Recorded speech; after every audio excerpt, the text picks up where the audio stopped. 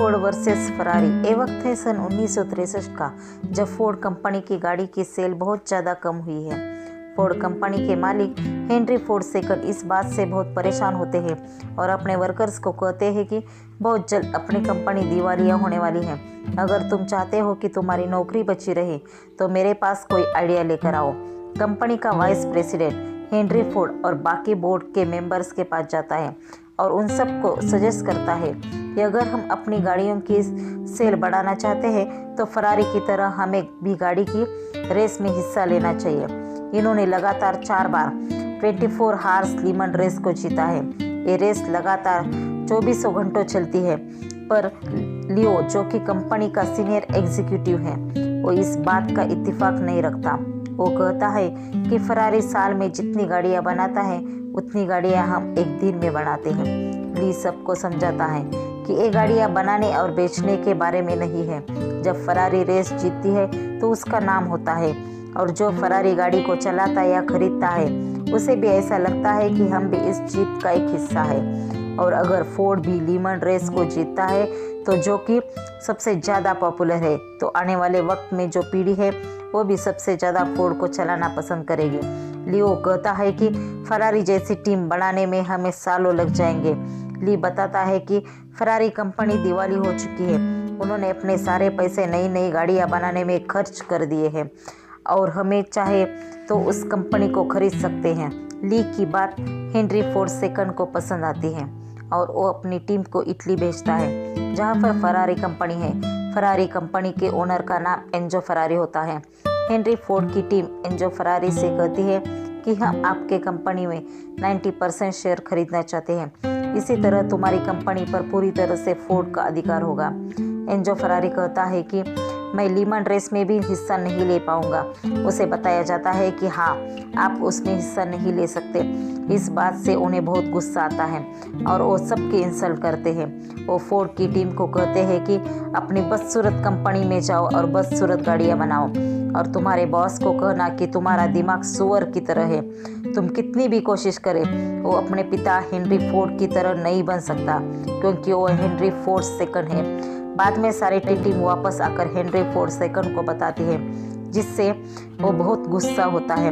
वो अपनी टीम को कहता है कि मुझे कार के सबसे बेहतरीन इंजीनियर्स चाहिए, मुझे सबसे बेहतरीन पायलट चाहिए, चाहे इसमें कितना भी पैसा क्यों न लगे। अब हम भी रेसिंग कार में हिस्सा लेंगे और हम फरारी को अपनी औकात दिखाएंगे। इस कंपटीशन में खुद देखने जाऊंगा। इसके बाद फोर्ड कंपनी का वाइस प्रेसिडेंट ली कैनोल शेल्बी के पास जाता है, गाड़ियाँ डिजाइन करता है। इसी वक्त कार रेसिंग पायलट भी हुआ करता था। सन 1959 में उसने लमान कंपटीशन में हिस्सा लिया था। उस वक्त उसकी गाड़ी में आग भी लग गई थी, फिर भी वह कंपटीशन जीत गया था। उसके बाद भी वह रेसिंग कंपटीशन का हिस्सा लेना चाहता था, पर उसे हार्ट की प्रॉब्लम की वजह से उसे डॉक्टर ने साफ साफ मना कर दिया था। और अब फोर्ड कंपनी चाहती है कि वो अब उनके साथ काम करे। ली शेल्बी को कहता है, हमारे पास लीमान कंपटीशन में भाग लेने के लिए सिर्फ 9 महीने हैं। शेल्बी कहता है कि 9 महीने में एक काम करना लगभग पूरी तरह से नामुमकिन है, लेकिन मैं एक ड्राइवर को जानता हूँ कि जो बहुत टैलेंटेड है, जिसका नाम केन माइल्स है, जो कि शेल्बी का दोस्त है। वो एक मैकेनिकल इंजीनियर होने के साथ एक कार रेसिंग ड्राइवर भी है।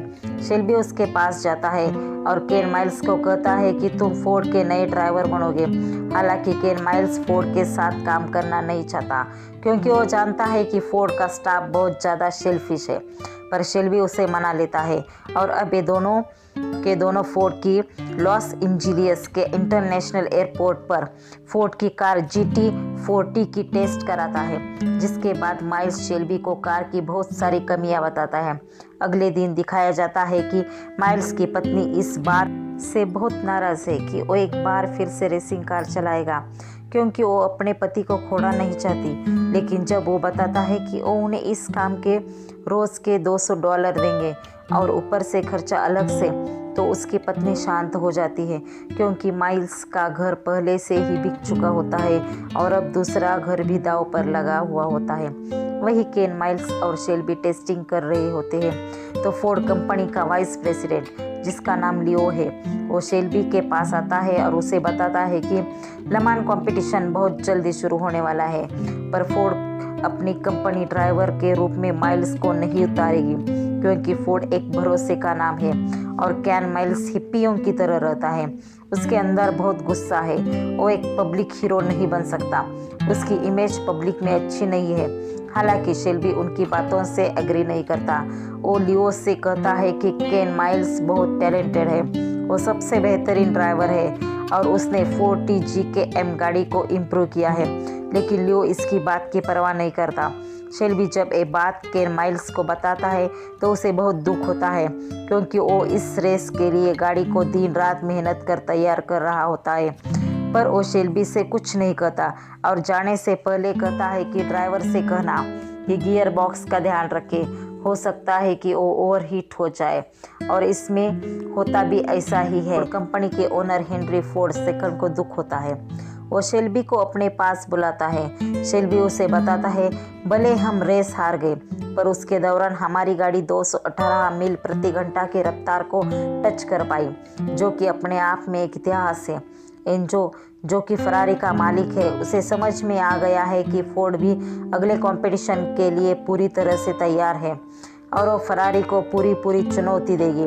इसके बाद शेल्बी केन माइल्स के पास जाता है और उसे कहता है कि मुझे गाड़ी को बेहतरीन बनाने के लिए मुझे तेरी ज़रूरत है। लेकिन केन माइल्स इसकी मदद नहीं करना चाहता। शेल्बी जब उससे माफ़ी मांगता है तो केन माइल्स उसे एक पंच मारता है, क्योंकि वो दोनों बहुत पुराने दोस्त थे। इसके बाद इन दोनों के बीच हाथापाई शुरू होती है। पहले भी है इसी तरह से लड़ा करते थे और अब केन माइल्स एक बार फिर से शेल्बी को साथ देने के लिए तैयार हो जाता है। वो दोनों मिलकर गाड़ी को पहले से भी बेहतर बना देते हैं। केन माइल्स जब गाड़ी की टेस्ट ले रहा होता है तो उसकी ब्रेक फेल हो जाती है।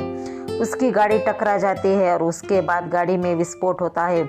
माइल्स की किस्मत अच्छी होती है कि उसकी जान बच जाती है। साल आता है 1966 और अब फोर्ड कंपनी के वाइस प्रेसिडेंट, जिसका नाम लियो है, उसे रेस डिवीजन का हेड बना दिया जाता है और वो माइल्स को बिल्कुल पसंद नहीं करता, यानी कि माइल्स अब भी रेस में हिस्सा ले नहीं पाएगा। शेल्बी को जब ये बात पता चलती है तो वो लियो को कमरे में अंदर लॉक कर देता है और बाहर खड़े फोर्ड कंपनी के ओनर हेनरी फोर्ड के पास जाता है और उसे कहता है कि हमने GT40 को इम्प्रूव किया है, अब इसका नाम होता है JT40M सेकंड। उन्हें अपने साथ टेस्ट ड्राइव पर ले जाता है। ये गाड़ी पहले गाड़ी से भी बहुत ज़्यादा फास्ट होती है। हेनरी फोर्ड गाड़ी के स्पीड से डर से भावुक होकर रोना शुरू कर देते हैं। शेल्बी हेनरी फोर्ड से कहता है कि अगर हम ये रेस जीतना चाहते हैं तो हमें केन माइल्स की ज़रूरत है, मगर वो भी इसके बाद से इत्तेफाक नहीं रखते। वो उन्हें एक ऑफर देता है, कहता है कि अगर केन माइल्स अब होने वाली रेस, जिसका नाम 24 हार्स अप डेटोना है, उसमें शामिल होने दें। अगर वो इस रेस को जीत जाता है तो आपको उसे 24 हार्स के लिमान में शामिल होने का मौका देना होगा। हेनरी फोर्ड कहता है कि अगर वो हार गया तो? शेल्बी कहता है, अगर वो हार गया तो मेरी तरफ से फोर्ड कंपनी पर पूरा नियंत्रण होगा, यानी कि फोर्ड कंपनी जैसा कहेगी शेल्बी की कंपनी को हमेशा के लिए वैसा ही करना होगा। शेल्बी ने यहाँ माइल्स के लिए बहुत बड़ा रिस्क उठाया होता है। हेनरी फोर्ड सेकंड उसकी बात मान जाता है और अब डिटोना रेस शुरू हो जाती है। ये रेस भी लिमान रेस की तरह 24 घंटों तक चलेगी और इसमें फोर्ड कंपनी की 2 टीम होगी। एक होती है शेल्बी की टीम, जिसका ड्राइवर माइल्स है, और दूसरी होती है नेल्सगार की। कंपटीशन में नेल्सगार शेल्बी की टीम से यानी कि केन माइल्स से आगे होती है। वहाँ केन माइल्स बहुत अच्छा परफॉर्मेंस नहीं कर रहा होता, क्योंकि वो 6000 RPM के नीचे अपनी गाड़ी को चला रहा होता है। लेकिन जब शेल्बी देखता है कि उनकी टीम हार रही है तो वो बोर्ड पर 7000 RPM लिखता है और सड़क के किनारे खड़ा हो जाता है। और जब एक केन माइल्स देखता है तो अपनी गाड़ी को 7000 RPM पे चलाता है, क्योंकि वो बहुत रिस्की होता है। उसकी गाड़ी में आग भी लग सकती है, उसकी जान भी जा सकती है, लेकिन वो अपनी जान की परवाह किए बगैर 7000 RPM पर अपनी गाड़ी चलाता है और एक एक करके सभी गाड़ियों को पीछे छोड़ देता है और इस तरह से वो इस कंपटीशन को जीत जाता है। पर कंपनी का सीनियर वाइस प्रेसिडेंट लियो उसकी जीत से खुश नहीं होता क्योंकि वो उसे पसंद नहीं करता। हेनरी फोर्ड को जब ये न्यूज़ दी जाती है तो उसे बहुत खुशी होती है और अब शेल्बी कंपनी की पूरी टीम जीत का जश्न मनाती है। अब 1966 का वो दिन आता है जिस दिन का शेल्बी को, फोर्ड कंपनी को, केन माइल्स को इंतज़ार था, यानी कि ले मांस रेस का। दिन की शुरुआत में माइल्स की गाड़ी का दरवाज़ा डैमेज हो जाता है जिसकी वजह से वो बंद नहीं होता, पर किसी तरह से वो पहले लैप को कंप्लीट कर देता है। इसके बाद हथौड़े से इसके दरवाजे को ठीक किया जाता है और अब वह दूसरे लैप के लिए निकल पड़ता है और अब केन माइल्स की गाड़ी हवा से बातें करना शुरू कर देती है। वो एक लैप को 3 मिनट और 34 सेकंड में पूरा करता है जो कि एक वर्ल्ड रिकॉर्ड है। 1-2 घंटा गाड़ी चलाने के बाद वो रेस्ट करता है। वही फरारी की गाड़ियाँ जो लीड करती है उनमें से एक गाड़ी का एक्सीडेंट हो जाता है और वो रेस से बाहर हो जाती है और अब केन माइल्स दोबारा से रेस में आता है। यहाँ पर अब रात हो चुकी है और बारिश की हो रही है जिस वजह से सभी ड्राइवर को दिखने में दिक्कत होती है, पर केन माइल्स का इस पर कोई भी असर नहीं पड़ता। लेकिन किस्मत उसका एक बार फिर साथ छोड़ देती है। उसकी गाड़ी की ब्रेक्स खराब हो जाती है और वो अब अपनी गाड़ी को लेकर अपनी टीम के पास आता है तो उसकी टीम ब्रेक्स को बदलना शुरू कर देती है। पर यहाँ पर फरारी वाले इस बात का ऑब्जेक्शन करते हैं और वो कहते हैं कि नियमों के खिलाफ है, आप गाड़ी को ब्रेक्स को नहीं बदल सकते। पर यहाँ पर शेल्बी और केन माइल्स दोनों इस बात का ऑब्जेक्शन करते हैं कि अगर ऐसा कोई रूल है तो हमें दिखाओ कि वह कहाँ पर लिखा है। दरअसल ऐसा कोई रूल नहीं होता। यहाँ पर फरारी की गाड़ी भी आ जाती है और उसके टायर बदलने के वक्त ओनर को दिखाया जाता है जो अपनी टीम की परफॉर्मेंस भी बिल्कुल भी खुश नहीं होता। उनकी गाड़ी निकल जाती है और अब केन माइल्स की गाड़ी के ब्रेक भी बदल दिए जाते हैं। अब वो भी रेस में दोबारा से शामिल हो जाता है लेकिन फरारी उससे अभी भी आगे है। वहाँ पर शेल्बी दिखाया जाता है कि एक नट फरारी की टीम के पास फेंक देता है ताकि फरारी की टीम को लगे वो एक नट लगाना भूल गए। दरअसल ये सिर्फ उन्हें परेशान करने के लिए होता है। वही माइल्स को भी ऐसा ही दिखाया जाता है जो उसे चेस कर रहा होता है और एक पल ऐसा आता है जब दोनों गाड़ियां आमने सामने होती है और अब ये दोनों एक दूसरे से आगे निकलना चाहते हैं।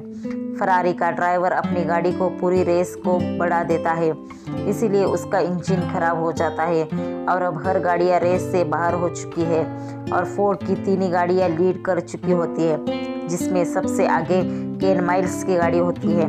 यानी कि अब इस रेस में अब फोर्ड कंपनी की जीत निश्चित है। हेनरी फोर्ड सेकंड बहुत ज़्यादा खुश होते हैं।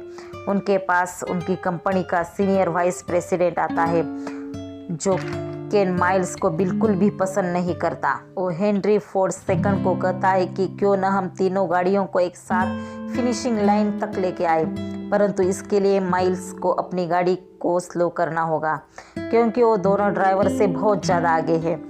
लियो इसके बाद शेल्बी के पास जाता है और उससे कहता है कि मिस्टर फोर्ड चाहते हैं कि माइल्स अगले लाइन में गाड़ी स्लो चलाए ताकि फोर्ड के दोनों ड्राइवर चेस कर ले।